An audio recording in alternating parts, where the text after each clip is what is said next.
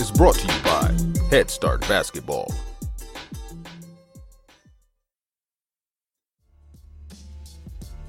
Hey Hoopheads, wanted to take a minute to shout out our partners and friends at Dr. Dish Basketball.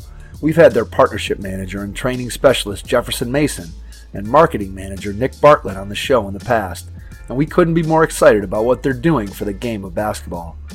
Their Dr. Dish shooting machines are undoubtedly the most advanced and user-friendly machines on the market and truly accelerate skill development faster than ever. Beyond efficient reps, Dr. Dish provides training expertise and versatility designed to develop complete players. The new Dr. Dish CT machine has further revolutionized basketball training with over 150 plus on-demand individual and team workouts from some of the best coaches and trainers in the game. These workouts include video instruction and combine game-like shooting drills with ball handling, conditioning, and agility drills. Along with workouts, the Dr. Dish training management system also provides stat tracking and analytics to track progress and ensure accountability. These are just a few reasons why top programs like Duke, North Carolina, Louisville, Florida, Baylor, and countless others are upgrading to Dr. Dish. Learn more at drdishbasketball.com. Follow their incredible content at Dr. Dish B-Ball on Twitter, Instagram, Facebook, and YouTube. And make sure you mention the Hoopheads podcast to get $300 off your next Dr. Dish purchase. That's a great deal, Hoopheads. Get out and get your Dr. Dish shooting machine today.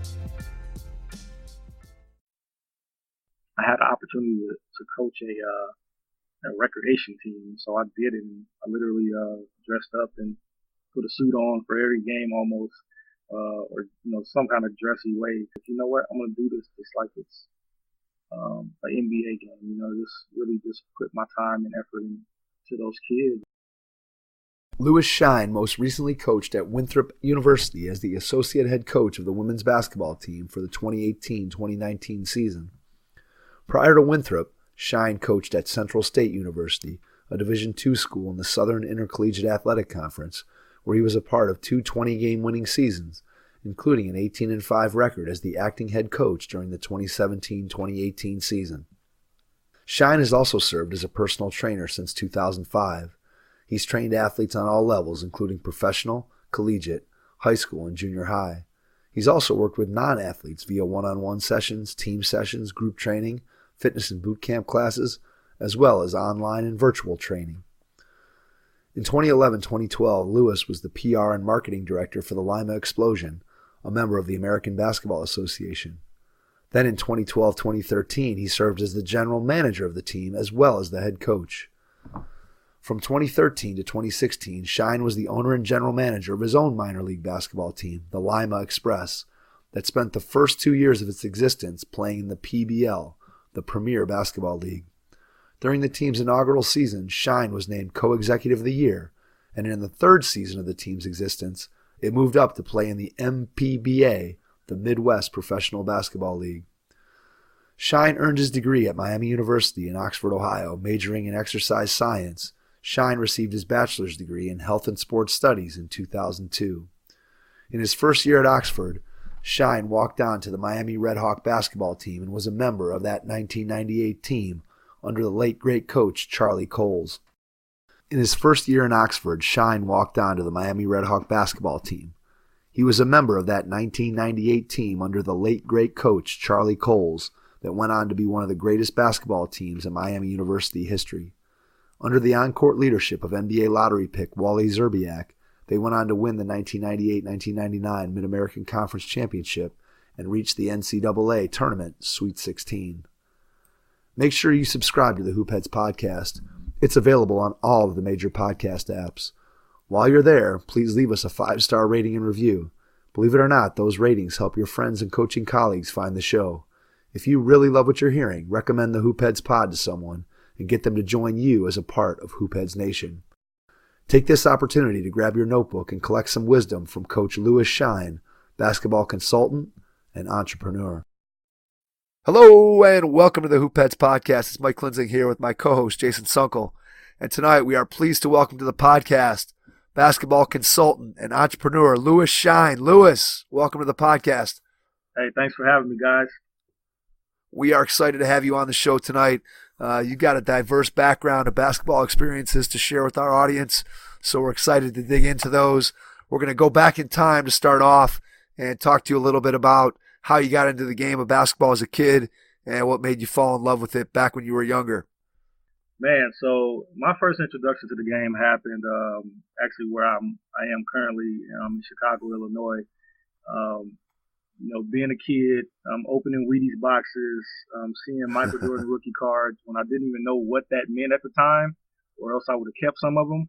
But that was my first introduction. And so I can remember being a kid, seeing Michael Jordan as a rookie play, and going to school in the Chicago city schools, sitting in class, drawing Michael Jordan in his jerseys and the deformed muscles. I tried to use my drawing ability, but that's where it started for me, man. And so a lot of that time was spent acting out, some of the things I would see in the gymnasiums here, and was very fortunate because at a young age I was able to spend some time in Los Angeles with my dad, and so going out there, I had opportunity to just be around him playing basketball.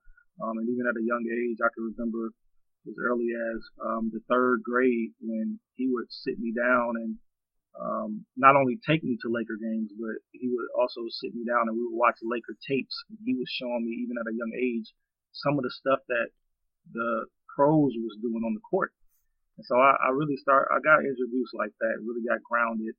I got an opportunity to see some of the best ball players ever in the Showtime Lakers. And so that was kind of how I got my start, man.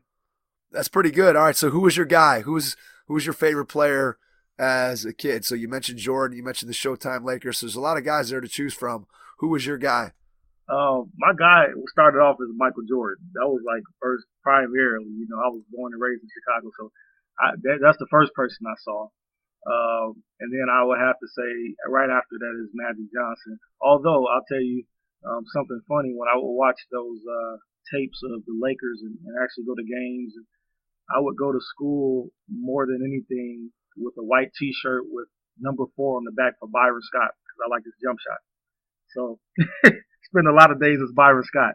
That's cool, though. I mean, I think everybody has that. We all know the superstars, but everybody has a guy that's maybe a secondary guy that was their, that was their guy, that was their favorite too. And so I always like to hear people who are Michael Jordan fans because I think I'm probably one of the bigger Michael Jordan advocates out there. I'm from Cleveland, so we hear a lot of, LeBron is the greatest talk, and anytime I try to hear that, I try to shoot that down and build my case for Michael Jordan being the greatest player, of all time. And and Magic was, obviously right there with them. I was a Lakers guy. I didn't like the Celtics. Never was a fan of Larry Bird for whatever reason. Just always gravitated towards the Lakers and Magic in that rivalry as a kid. And I have a much greater appreciation for Larry Bird now than I did when I was 17. If you had asked me about him back then, I would have turned away in disgust when we talked about Larry Bird. But now, as an adult, I have a lot more respect for what Larry was able to do, and that Magic Larry rivalry clearly got the NBA off to off and running, and then Michael took it from there. So you had some pretty good people to be able to look up to early in your basketball life. When you first started, when you were playing there as a young kid, did you spend more time working on your game by yourself? Did you spend time playing with other kids in the neighborhood? How'd you go about improving and just getting an opportunity to play when you were young? Man, outside of like the actual games that I played, a lot of time was spent with my dad in the driveway or either at the local gym. One of the most memorable things that I remember my dad teaching me was making sure that everything I could do with my right hand, I can also do with my left hand. So I can remember a lot of repetition of just layup after layup, making the layup and running around him at the top of the key. He giving me the ball, going right back in for another layup. Left hand, right hand, of course, but he wanted to make sure I could do the same thing with both hands. And to this day, I'm able to play either hand, jump shot, either hand, just because of the work I put in starting second, third grade. So a lot of time was spent with dad in one-on-one. Some of those days was very hard because me and dad going at it and, me getting mad and not understanding. why I got to keep doing this over and over, even though I was doing it. But now I appreciate it so much. And that's one of the things that I really talk to the players about and young people is that when you have coaches and different people in your life that's telling you things, sometimes you may not want to hear it. Sometimes you may not want to do it, but 20 years later, you'll thank them. And I've had the opportunity to thank my dad many a times over for what he instilled in me back then. Yeah, it's for sure. I think that relationship between, whether it's a father, son, mother, daughter, whatever that is, comes about through sports, there's so many positives to it. And I think that by getting a chance to spend time with your dad on the court, I know I felt the same way with my dad when I was younger. And I can still remember being in, like you said, second or third grade and playing one-on-one against my dad. And at first I'd make him, he'd have to play with his hands behind his back and he couldn't block my shots, and then eventually you get up to where you get a little bigger, you get a little stronger, and next thing you know, you're kind of beating up your dad and he's looking at you out of the side of his eye like, yeah, I can't believe that, this little guy that I used to beat up on is now, is getting bigger and starting to do things. But those are some of my favorite memories of just being able to spend time with your parent. And I think that those times as a father son, there's nothing better than those times. It sounds like it was the same for you. Oh yeah, it was a lot of fun, man. I mean, another good thing about it too was I got a chance to do it in a lot of different places. Growing up in Chicago, I was my mom. She raised me there, but then I also had a dad that loved me, and so my mom was able to send me to my dad in California. So I spent a lot of years there. I actually spent about 7 years out there. So I got a chance to be a part of just that culture out there, being around pro athletes. And in Cali, it's not the same as a lot of other places where you might be walking down the street and you'll see athletes. So I can remember meeting Magic Johnson in the mall, Jerry West in the mall.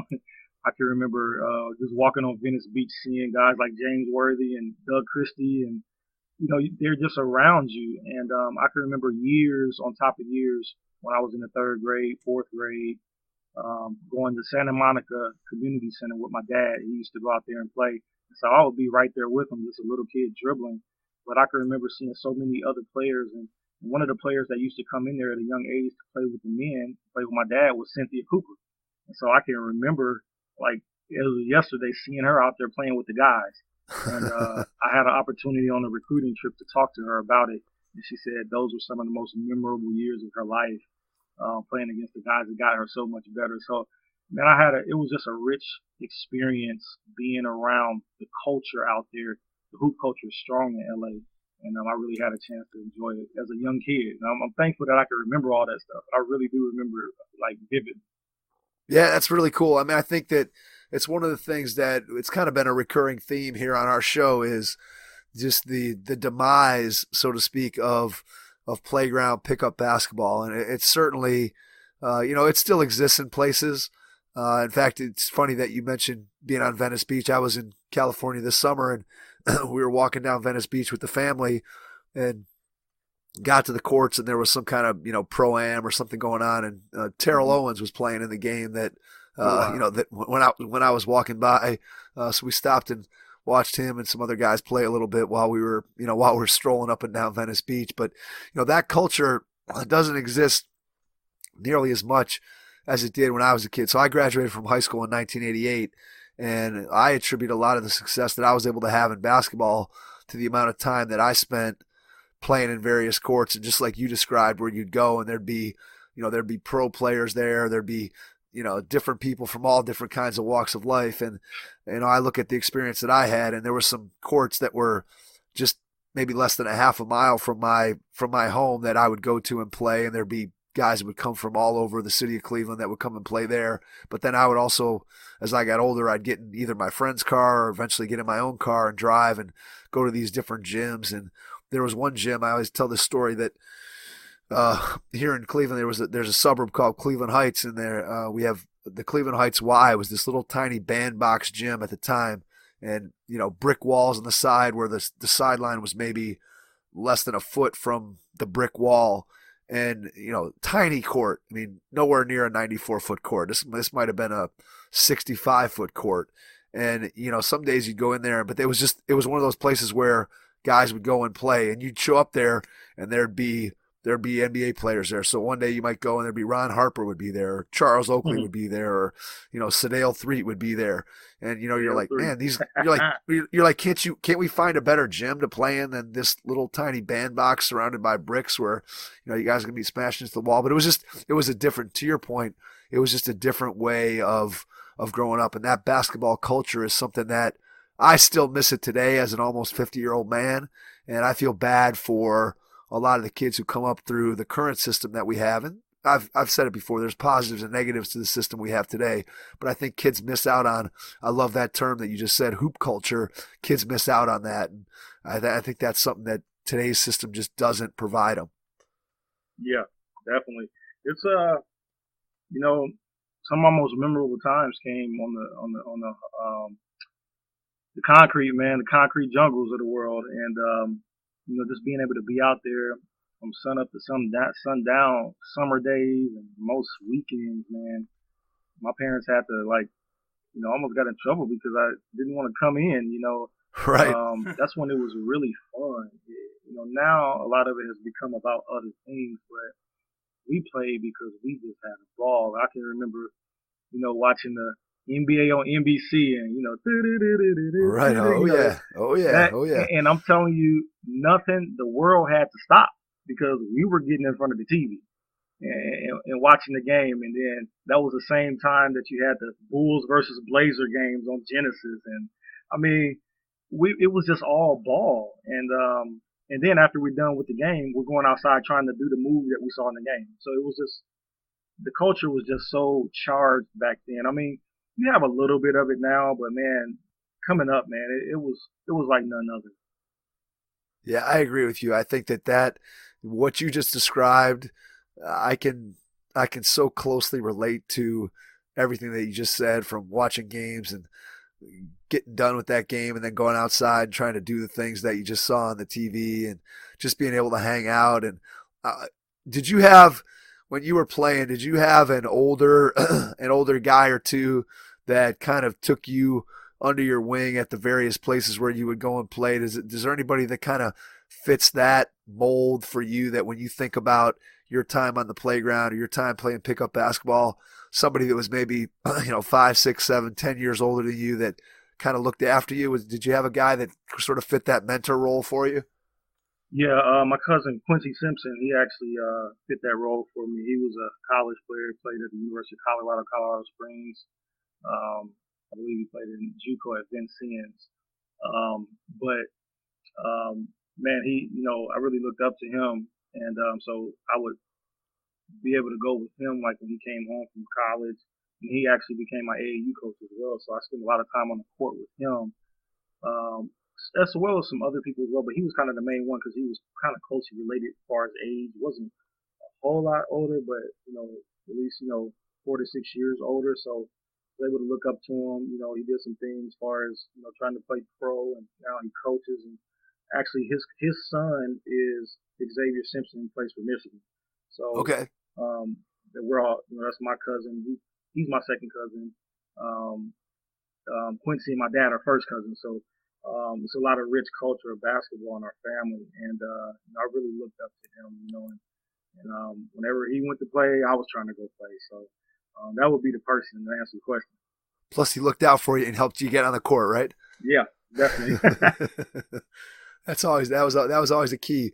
That was always the key. I remember being 13 or 14 years old and going up and trying to get into games with college guys and adults and whatever, and it would always be good to have an advocate. Be like, hey, this skinny little 14-year-old, he can get out there and play. Let's pick him up for our team, and right. and always be there early and be the last guy to leave. So you could always get in the first game and you could always get in the last game, and then anything in between when you were younger was a bonus. Exactly. All right, so as you're coming up, so you're playing your pickup basketball, but you're also playing in the AAU system as well. Talk a little bit about what you liked about playing AAU basketball and that whole experience for you. Man, listen, AAU, man. I mean, when I played AAU, I'll tell you the first thing that I noticed is different from today is we didn't have like a big facility with 64 courts. We had like 3 or 4 gyms that we had to go from one to the other. Maybe we had 2 courts at the most, but So it really cut down on the overwhelming feeling when you walk into a facility like the Louisville Convention Center. Right. 64 courts, you got to catch a bus to go to the other end. But no, AAU culture when I played, man, was amazing. I mean, we got a chance to play against a lot of guys that when I played against guys that played in the NBA, Baron Davises, and a lot of those guys were in the same gyms as us, when I was coming up. And there was a lot of competition, man. It was challenging. It wasn't, when I played, of course, there was no cameras and it wasn't a overtime and nobody was in the gym. Like, I mean, it was us, the basketball, and the other team, So we had a lot of fun, man. We were in gyms where no scouts were in. We were in gyms where a lot of scouts were. So got a chance to see the John Thompsons and the different people sitting on the front row. But it just meant something different back then.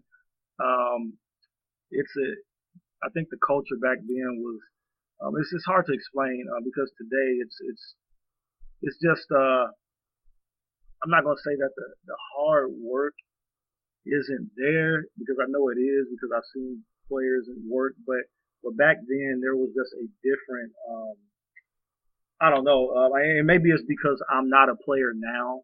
Right. Back then when I played, it almost like it meant more than just trying to get a scholarship. Like, yep, I agree with you. That's exactly how I was going to summarize what you're saying.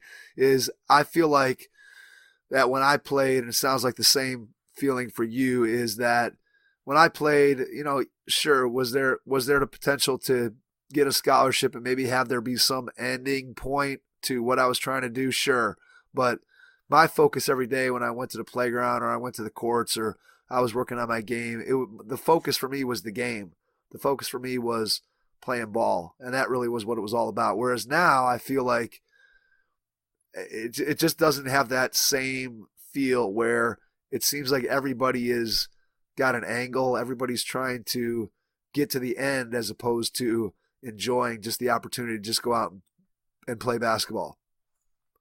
Yeah, and even now, like, I love it though because it does afford a lot of open doors for people, and a lot of players are able to get seen, both men and women, that coaches may not ever take a step a foot into your high school gym, but the fact that they can see you in the summer, it's amazing. So I love that part about it, where you may not be the best player on your team, but you can have a good summer, and a coach can really see your talent level that they may not have been able to see on your high school court because maybe you were behind the best player, but you can still get a high level scholarship or get a scholarship somewhere that fits your role and can offer you the opportunity to come in and play and have an impact and have a good college career. So, that's what I would say about it. I'm not mad at today's culture of AAU.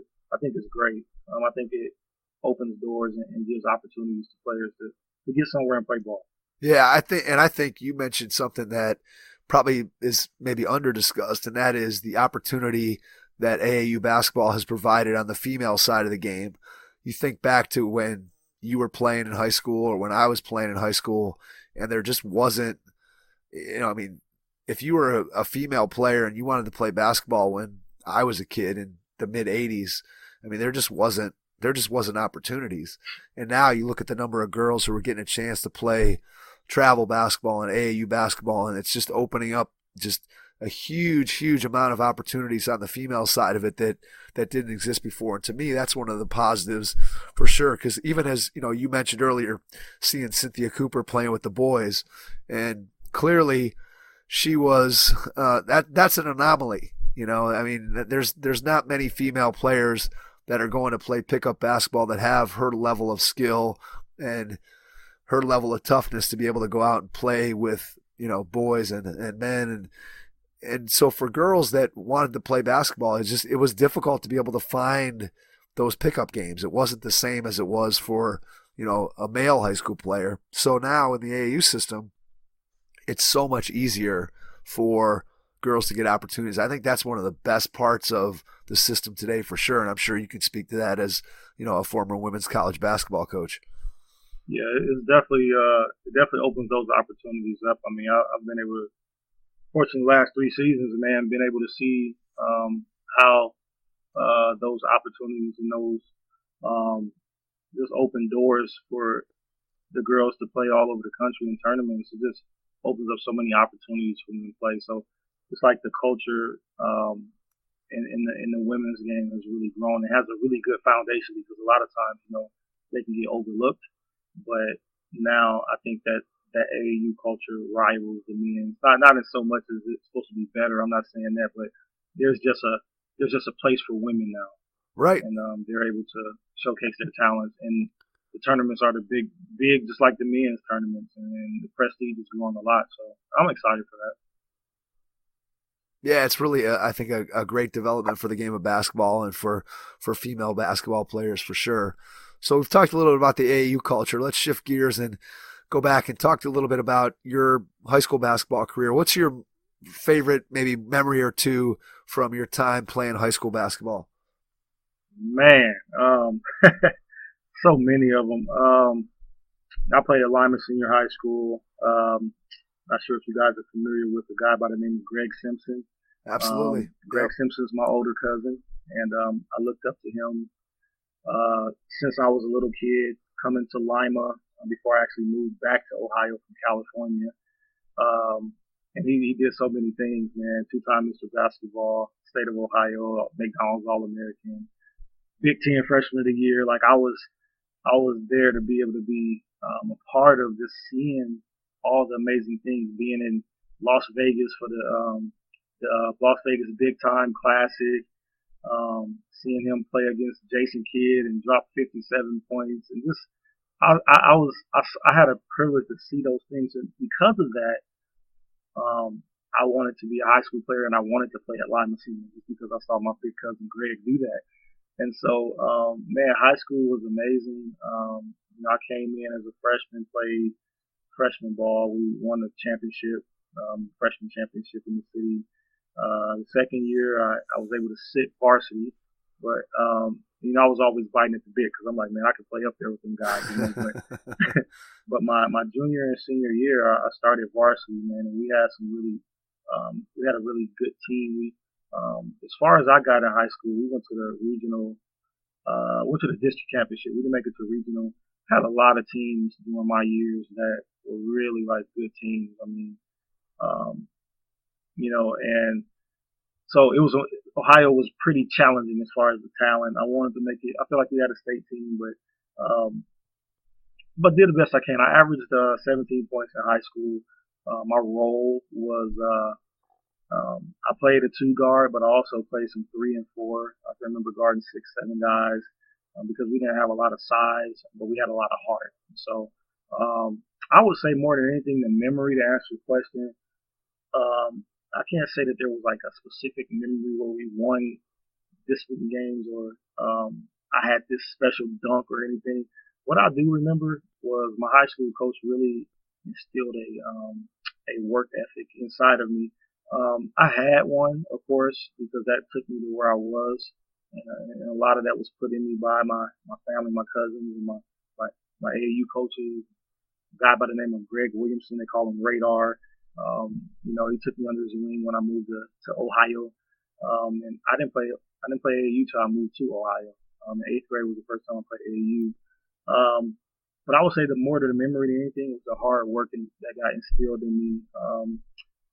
We worked so hard, man. I mean, I can remember running hills with weighted book bags and doing defensive slides up hills and backpedaling and just doing the things that now you have things like Vertimax and different things that are out now. We didn't have that. We did blood, sweat, and tears, hard work, and I was dunking in the eighth grade. And I'm only 5'11", and when I did it back then, I was probably 5'9" or 5'10", but it was just straight up hard work, man. And that's something that will never be taken away. That rolls over into other parts of basketball now, but that will be my memory. Was just we went for it, man. We went for it at all costs. Every time we hit the court, we had a I don't care who you are attitude.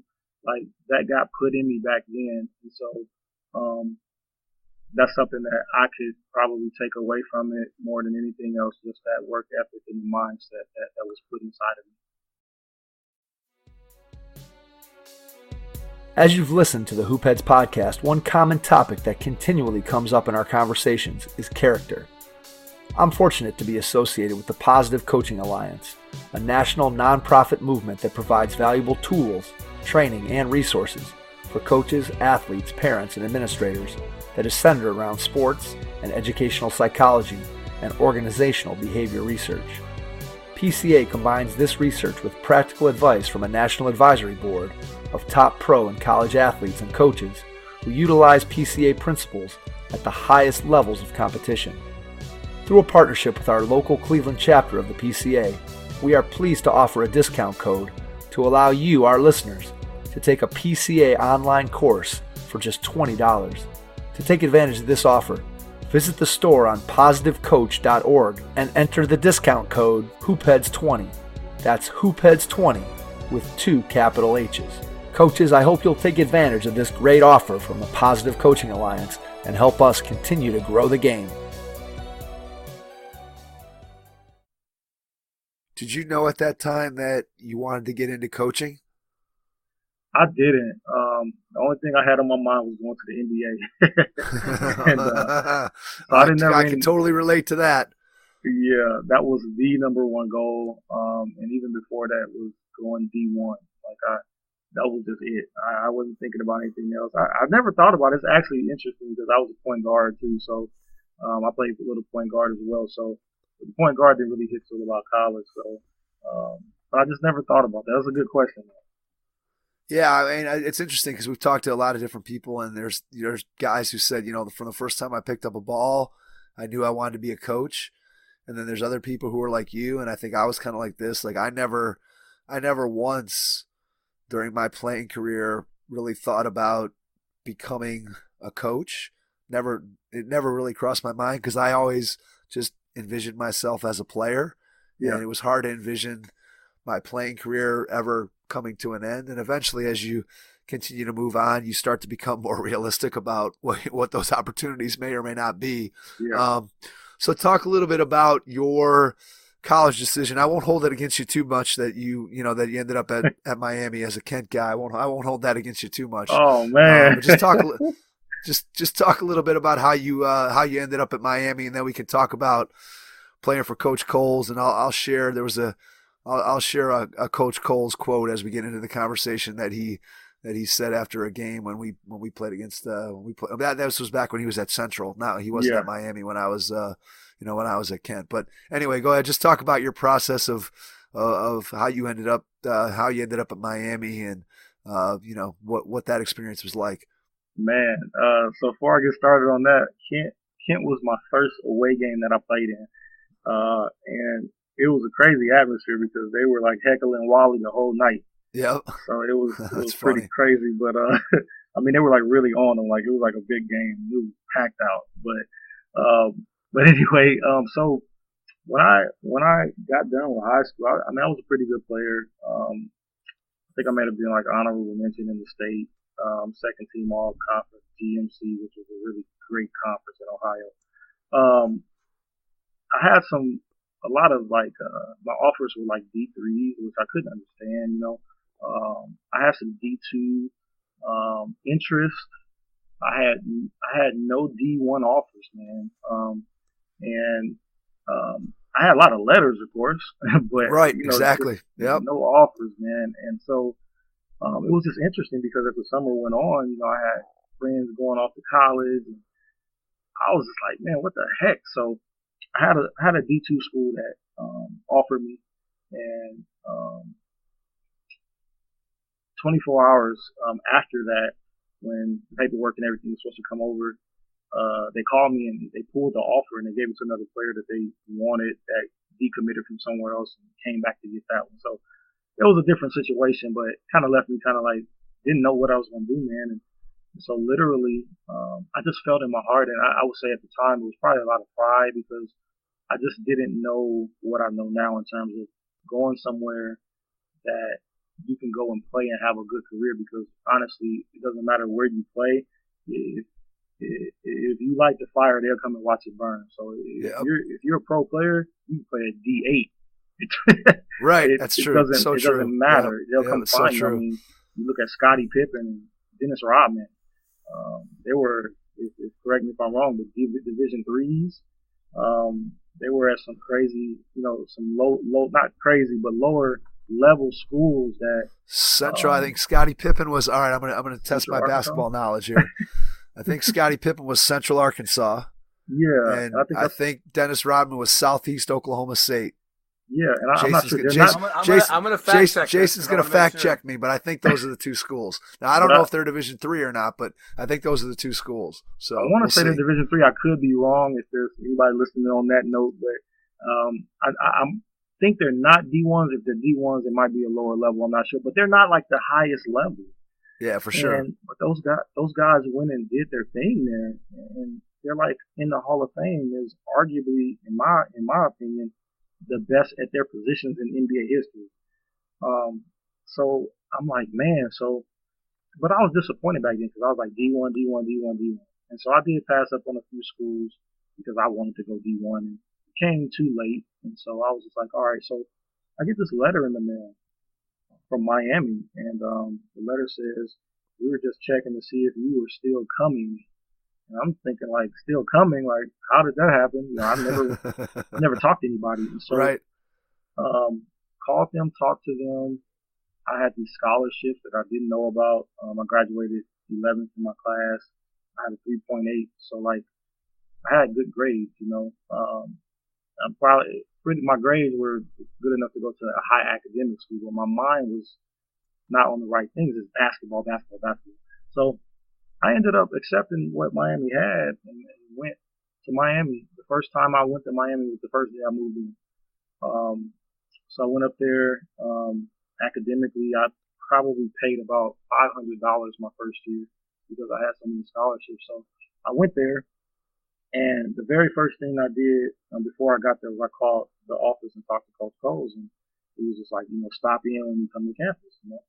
I get on campus, go in and talk to him. He said, if I were you, if you really want to play on this team, he said, if I were you, I would go everywhere that the players are. So I'm not on no team. I'm on campus. Right. And first thing I do is track down the players. And literally from day one, wherever they were in the gyms on campus working out, I was there. If they were lifting, I went to where they were lifting. I just made up in my mind that I'm going to be on this team. This is what I'm going to do. I'm going to take a spot. And so it came to the point where, it was time for the season to start. So they had like scheduled practices and stuff. So I couldn't go into none of that. I thought I was just going to roll on over since I've been part of it. Right. Yeah. I found out it didn't work like that. So I was just like, all right. So I went to talk to Coach, and he was like, son, it doesn't work like that. You got to try out. I was like, try out? I've never tried out in my life, but I was like, fine. And so he told me a date. He said the tryouts was going to be on this particular date, and the tryouts are going to be at 4:30 in the morning.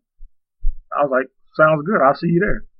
And so for 2 weeks before the tryouts, I started waking up at 4:30 in the morning every day because I wanted to be ready. And I just had in my mind, I'm going to take my spot. I'm supposed to be on this team. I'm going to make it.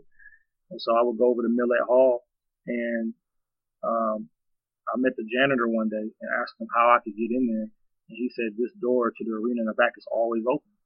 And so literally I would go in there and I would go through that door at 4:30 in the morning, lay on the center court, listen to my Fred Hammond Christian music, get my mind right, and I would get up and just work out hard as I could. And so at the end of that 2 weeks, I went into the gym that day in tryouts and did my thing, man, and made the team. So how many kids tried out that day with you? That was probably about 65. Okay. It was probably about 65, and I mean there were some good guys. I mean I played with some of these guys on campus. There was six guys. I mean there was a lot of people, and I was determined, man. I really was, man. I was determined. That's all I can really say. Understood. So I understood. How many people did they end up taking that tried out? They took me initially, and then halfway through the season they added another guy by the name of John Ross, which is he's one of my really good friends. He came in a little bit after I did, probably like mid-season. When I actually joined the team, it was a few games in because just the way that Miami did it. So I didn't like come right on. It had to be a process. I had to do the NCAA clearinghouse. I had to do more paperwork. It was a nice little process. And so I came in right after the Tennessee game that year. So we were almost to conference. And so that's when I remember my first day of practice, got my paperwork in my locker. It was just really cool. So, but that was how I made the team. So what was the reception like from the players, from the coaching staff? How do you feel like, you obviously had been around the players with what you had done in the preseason, following them around and getting, so I'm assuming you had some relationships with at least a few of the guys on the team. So what was it like, being a walk-on, and how do you feel like you were, I don't know, not treated is maybe the wrong word, but just how are you accepted onto the team as a walk-on? They accepted me with open arms, and I guess the best thing I did, could have did out of the whole situation was be around them beforehand, because a lot of them were pulling for me, and so they were pretty excited, man. And, I was too, so they welcomed me with open arms. That's cool. That's very cool. When I was at Kent, we had a guy that my freshman class had seven guys, and my experience was probably, in terms of my recruitment, was probably a little bit similar to yours in that, my whole thought process was I just wanted to go Division I. And there were a lot of guys that I played with in my area that, they would sign. I'd be like, how, I'm like, I'm better than that guy. Why is he getting a scholarship? I don't understand. And, eventually it worked out for me, and I was the seventh guy in a seven-man freshman crew. But we had, and then we had another kid that came, and he walked on, and he ended up being my roommate for a couple of years. Got along really well with him, and so I thought that our program at Kent did a really good job of treating our walk-ons, well. Like I said, he became a good friend of mine, and we roomed together for a couple of years. So it's good to hear that you had a similar experience. So talk a little bit about what was. Maybe what was one of the things that you really loved about that experience that year that you were able to play? Maybe pull out one or two just highlights or memories or things that stick out when you think back to that time. First one, I remember my first bucket. I remember my first bucket. I got in the game with a little less than a minute left, and time I did get the ball, I drove it coast to coast and scored. Nice. So I remember that. That was pretty sweet. I can also remember just we battled, man, in practice. Even though I was a walk-on, man, like I battled. Like I was trying to take everybody's spot in there. Like that was my mindset. They're great friends to this day. But I really worked hard, man, and we scrapped in practice. I came before practice to work. I was the last one leaving the gym. Guy by the name of A-Train, Anthony Taylor.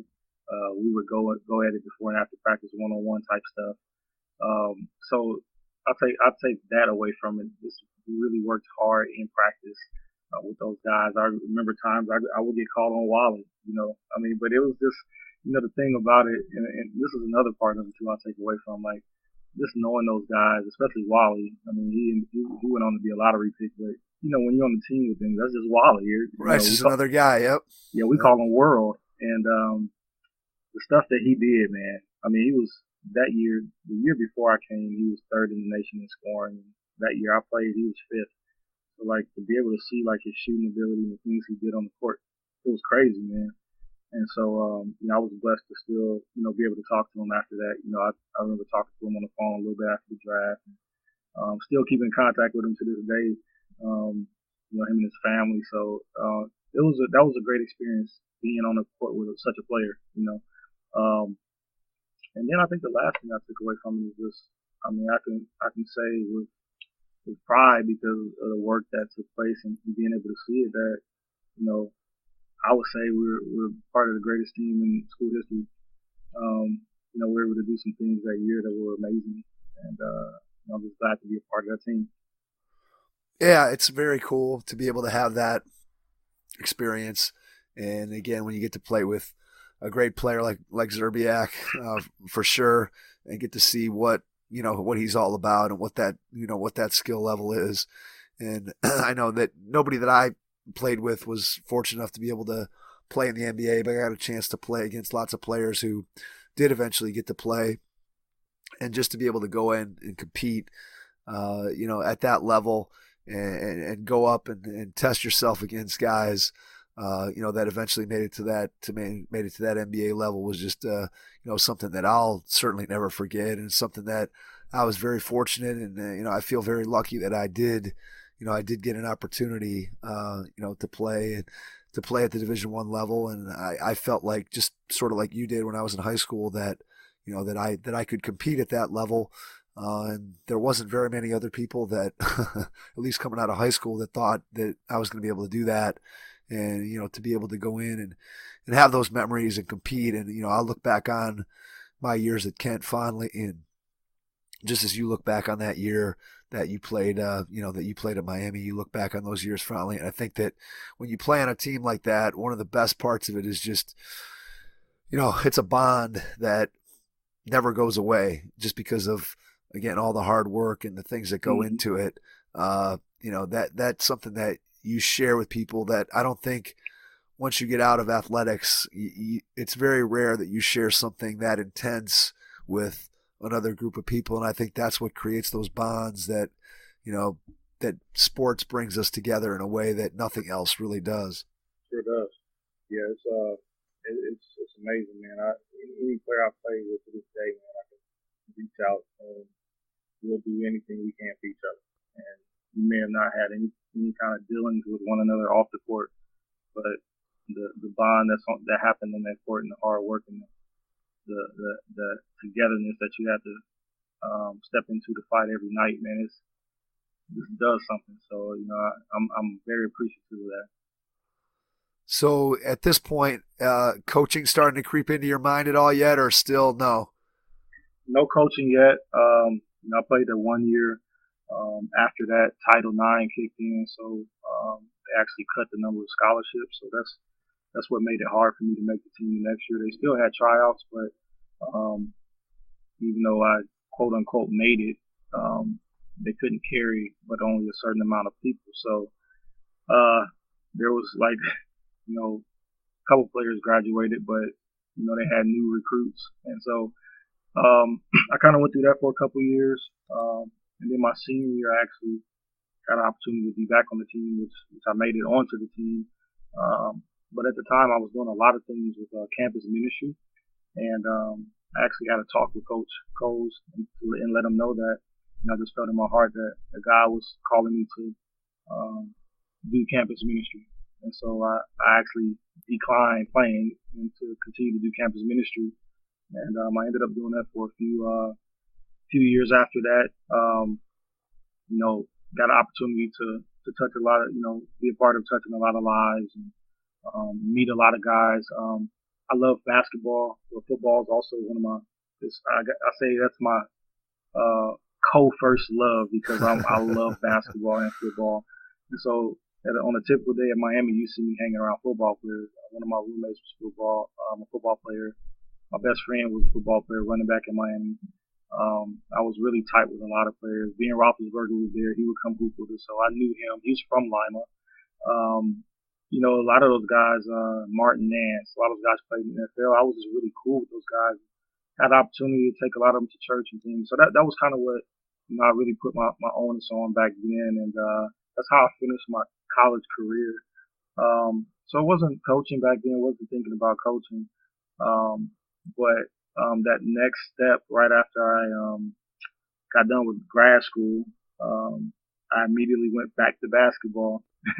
So had an opportunity to really go around the country that summer and work out with a lot of teams, go to overseas combines, and had an opportunity to go to this camp in Chicago, overseas camp at Isaiah Thomas's old high school, St. Joseph's, and worked out for some pro scouts. And so nothing happened after that. But later that summer, I got a call from a coach by the name of Sheldon Jones, and he told me, I really liked your attitude. He said you wasn't the best player there, but I like how you worked hard, and I like how you never gave up and you had a great attitude. He said, I love for you to come and play for my team. At the time, the ABA was kind of still prevalent. Wasn't the old school ABA, but there was, Right. It was ABA that was pretty competitive. It was almost, if you compared, it was like the NBA G League before the G League even happened. And so, at the time, you had a lot of guys in that league playing that were like former NBA players, like the Oliver Miller, Jimmy King, Todd Day. You have a lot of those guys. You have a lot of NBA owners. I actually went to the first team in Denver, Colorado. But before I went to that team, I was in training camp with a team called the Utah Snow Bears. And the owner was Ike Austin, who used to play in the NBA. So you hear a lot of those good names that were surrounding that league. And had an opportunity to play for his team. Ended up getting cut before training camp. But then I got that call from Sheldon Jones. Ended up with a team called the Colorado Storm in Denver, Colorado. So I had an opportunity to go out there and play a little bit with that team. And actually, during training camp, the team got bought out. So we ended up only playing 2 games in Denver. And then I transitioned to another team called the Louisiana Cajun Pelicans in Baton Rouge, Louisiana. So ended up going to Louisiana, played the rest of my season there. And so that was my first year pro. That's fun. You got to do that. You got to do that while you're young, right? You got to do it, man. Because I wish I could do it right now, but it's a little too late, I hear you got to get out the system. I hear you there. Yeah, I hear you there. I hear you there. You want to anybody who's out there, high school player, college player, whatever, play. You want to be able to play the game as long as you can, because eventually you get to the point where, you just can't for various reasons. You can still find a pickup game here and there, but it's just not. It's not the same as when you're a competitive athlete and you're playing at your peak for sure. That's something that I miss it. I miss it every single day. Yeah, definitely. So as part of that experience as being a pro player in the minor league, you have an opportunity to eventually own a team. So talk a little bit about how that came to pass. So, after that first year pro, that was a 04-05. I had a chance to be in the dunk contest that year, 3-point contest at All-Star Weekend in Las Vegas. So right after that, I had some things going on with my heart. And so, it was mostly my diet, but I didn't know it then. So I had to sit that next year of training camps out. And then the team that I was with in Baton Rouge, it never existed anymore after that because that summer Katrina happened. And so it affected Baton Rouge, Louisiana as well. So I couldn't go back there. So I was almost like back to ground zero. And so ended up coming home to Ohio. Then, real life kicked in, started jobs, started working, started training, got heavily involved in church and things like that. And so that ran the course till about 2011 when there was word that there was a pro team coming to Lima, Ohio. So I actually worked out with the pro team. But after, just negotiations, they liked me. Sat down with dinner with them, and it just wasn't the place where I could do that and not work a full-time job. So I had to kind of stick with my full-time job. But later that season, I was still in contact with the team. They actually hired me to be the PR marketing director. And so one thing led to another. They had an injury on the team, and I actually got a chance to play about 6 games with them. And so after that next year, I got hired by them to be the general manager. And so this is 2012, 2013 season. So after that team left town, and because of my strong bond with that team, and really the players that were a part of it, my heart was to continue to work with them and give them an opportunity to play pro because I know the opportunity I wanted when I played. And my heart just kind of went out to want to do something. So I started my own pro team and bought into a league called the PBL, the Premier Basketball League. And got started with a team called the Lima Express right there in Lima, Ohio. That ended up going 3 years. We played 2 years in the PBL, and then we played 1 year in a league called the MPBA, which is the Midwest Professional Basketball Association. So it was a really good time, man. I was the owner and general manager of the team. I had a head coaching staff under me. Players that came from all over. A lot of players that played D1. Had an opportunity to help 15 plus guys leave my team, which was considered minor league, and go overseas and play ball, go in other countries, play ball. So that was the success story of the team. And then once it hit 2016, financially it was challenging, and we had to make some decisions. So we made the decision to sell at that time, and that kind of brought me to the beginning of my coaching. So what's it like day to day to be the GM of a minor league basketball team? What are you doing day to day? Man, a lot of things. At the time, it was, you're dealing with first and foremost the players, your personnel. So shuffling players in and out. I had a couple guys, a couple 7-footers in here, and literally after the second game, they got a call from an overseas team. So shuffle them out, had to replace them. So it's doing a lot of that. You're managing pay, you're managing marketing. I was the bottom line on everything, just making sure everything flows smoothly. Then you got game day operations, making sure you're putting butts in the seats. I mean, there's a lot. So I had a lot of all-nighters, like a lot of them, not just a few. A lot of work, not a lot of sleep, but it was something I loved doing. So really had an opportunity to kind of live out my dream, because one of my dreams was to own a pro team. And I did that, and it was a lot of fun. It's definitely a lot of hard work, but it was a lot of fun. So did you have any crazy promo nights? Oh yeah, we had a lot of those, man. I think we had probably a promo or team night for every game. What was the best? What was the best one? What was the most successful one you tried? I would have to say, I think we had a couple of them. One night we had a social media night, and so we had people running around the arena with cameras and different things, and doing a lot of posts. We were big on social media, so that was one of the things I really enjoyed. That was probably the most successful night. But then we also did a lot for the community. So we would have like a team night. So we had like several basketball teams coming in. We'll have a team play at halftime. We'll do games on the court, cater to the youth. Our kids' day was amazing as well. We have a lot of different things going on. So those are some of my favorites. That's fun.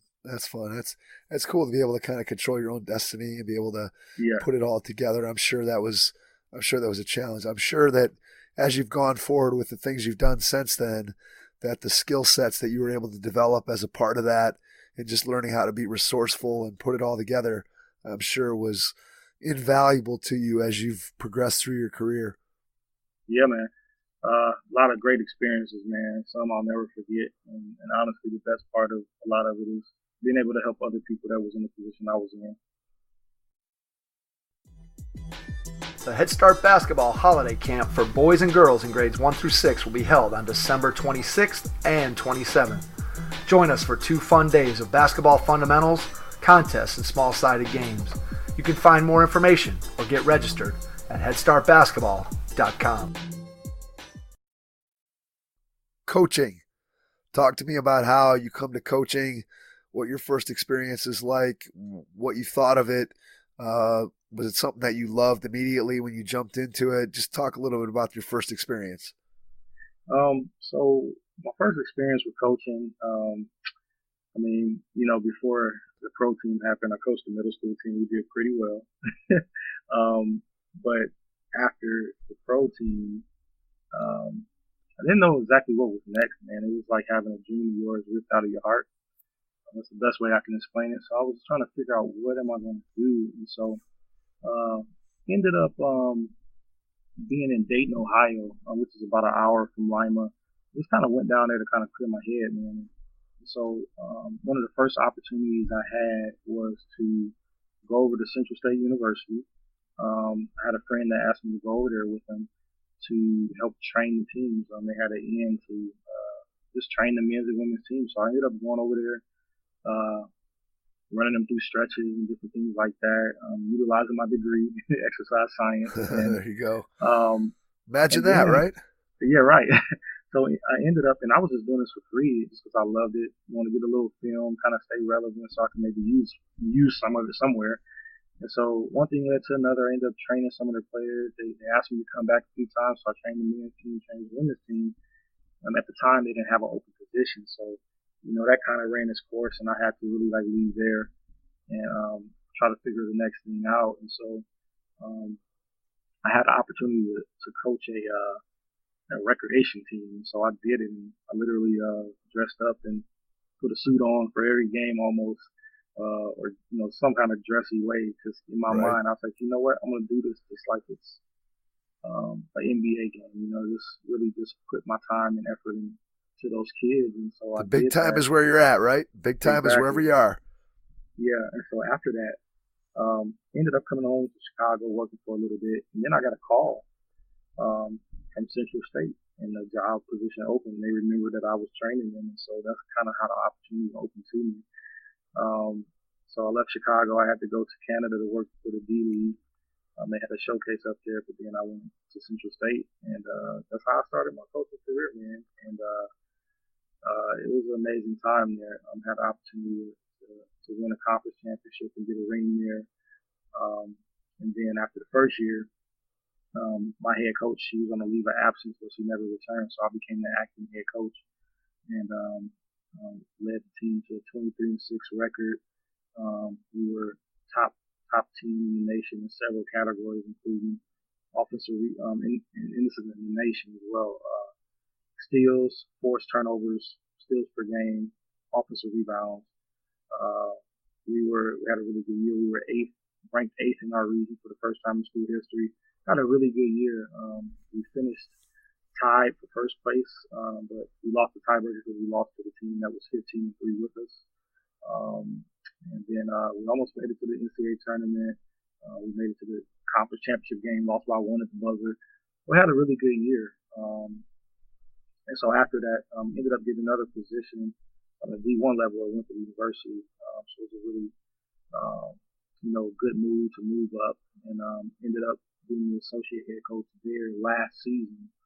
Was able to help the team go from just 9 wins total in the last 3 years to 10 wins last year. So we had more wins last year than the last previous 3 years. So I was able to be a part of helping the team to do a turnaround. And there's a lot of great things happen, that the team, didn't have those previous years during the rebuild, which last year was a good start to the rebuild. So as you get started with this collegiate coaching, what was something that you really enjoyed about it? What piece of the coaching really spoke to you and made you think that, hey, this is something that I want to continue doing? There was a couple things. I'll say the first thing is train the athletes. I've always trained athletes, and I love to I believe there's an elite player on the inside of everybody. You just got to learn how to bring it out. And everybody, there's a lock there, but everybody has a key to that lock. You just got to find that key to open that lock. And so I just learned how to do that, and I really enjoyed that. The second thing is, chasing that chip. I feel like putting in the work that we did on all aspects of being a part of a college team. I wasn't going to sit there and do that just to do it, trying to win. And so just to have that in front of me dangling every day, practice, every game, there was just a feeling that's like none other. And I was just excited to go after that. So really impacting the lives of the kids as well, because those are your character years, and to be able to be a part of helping someone build their life, even when they may not even know where they're going, but to be a part of helping to guide them where they are trying to go, that was amazing.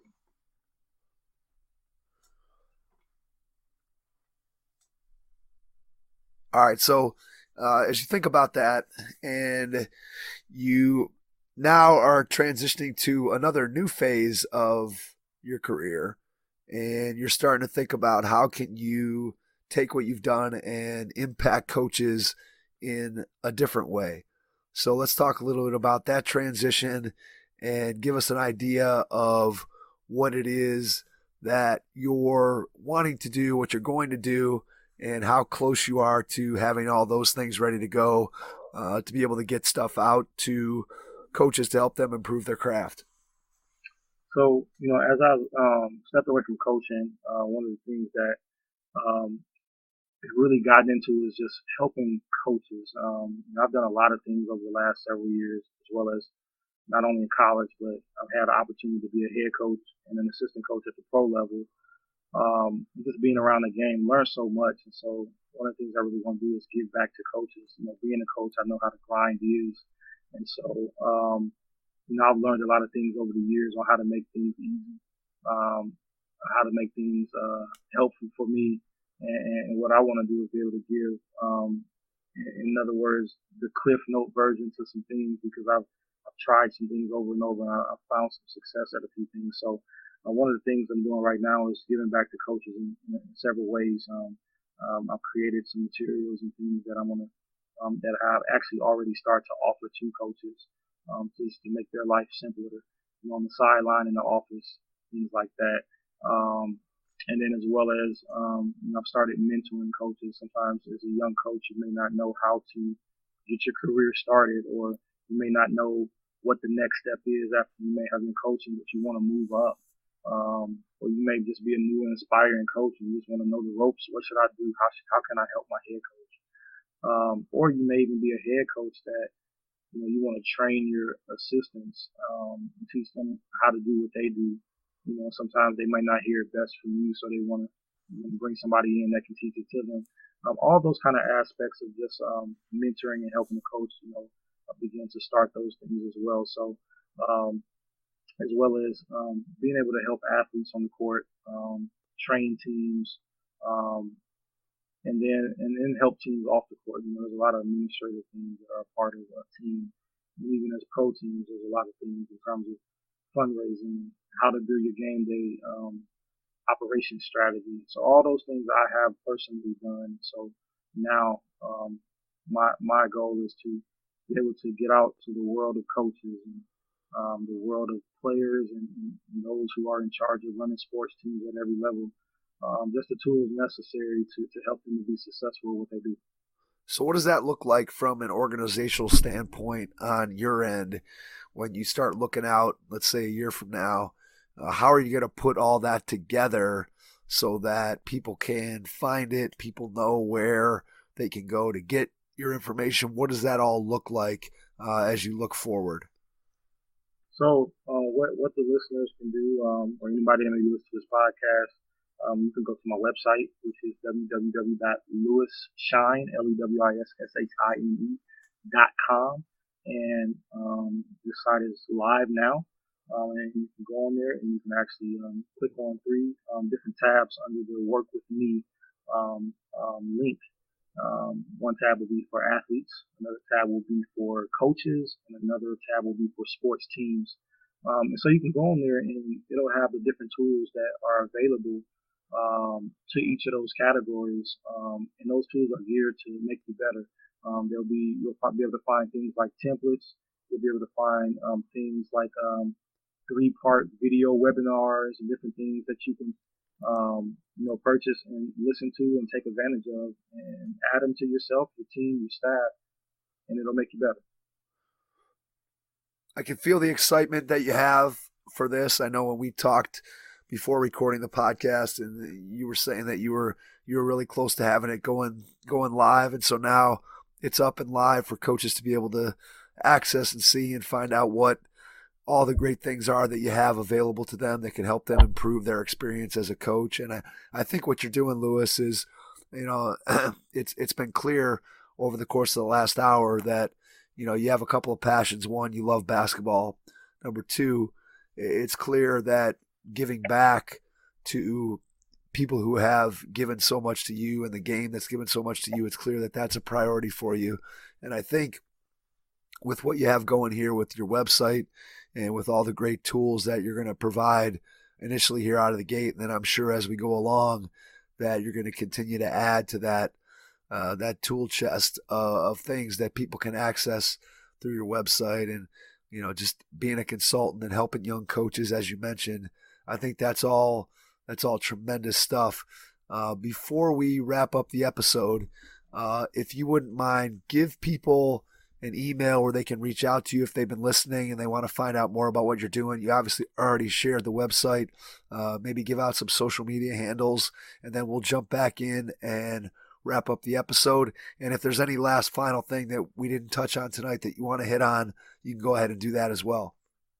Sounds good. So on social media, on every social media, I am at Lewis Shine, LEWISSHINE. That covers your Facebook, Twitter, Instagram, YouTube, which I'm doing a lot of revamping and putting videos and different things on there. So that's a major facelift going on right now. But for coaches and players, there's going to be a lot of things on there for that. I'm also on LinkedIn as well as Snapchat, and I'm on social media here, so come and follow me. I'd love to connect with you at Lewis Shine. As far as email, I will have an email on my website that you can go to, but my current email, while I'm still getting things finalized and set up there with the email on the site, you can reach me at LewisShine, LEWISSHINE, at hotmail.com. That's LewisShine@hotmail.com. Reach out to me. I would love to listen to you, talk to you, connect with you. You can also go on my website and click on contact. That's LewisShine.com. Click on contact. And there's a form there. You can also fill that form in with any questions or anything that you might want to talk to me about or ask about. That's awesome. We appreciate you sharing all that out. We're going to put that in the show notes as well. Lewis, it's been a pleasure to spend an hour tonight talking to you, learning more about your basketball journey. I think there's a lot of great things to come with your website and all the things that you're doing as a basketball consultant and entrepreneur. You've got such a very interesting backstory with your time in coaching and as a player and a team owner and a GM and all that stuff. And it's just, again, it's so interesting to hear how everybody's journey is different, and yet it all circles back to what we talked about at the very beginning, which is that hoop culture and just wanting to get out and play ball. And that's really, I think, what it's all about. And that came through loud and clear on your end. So again, we can't thank you enough for jumping on with us. It was a pleasure to talk to you tonight. And to everyone out there, we will catch you on our next episode. Thanks. Thanks for listening to the Hoop Heads podcast, presented by Head Start Basketball.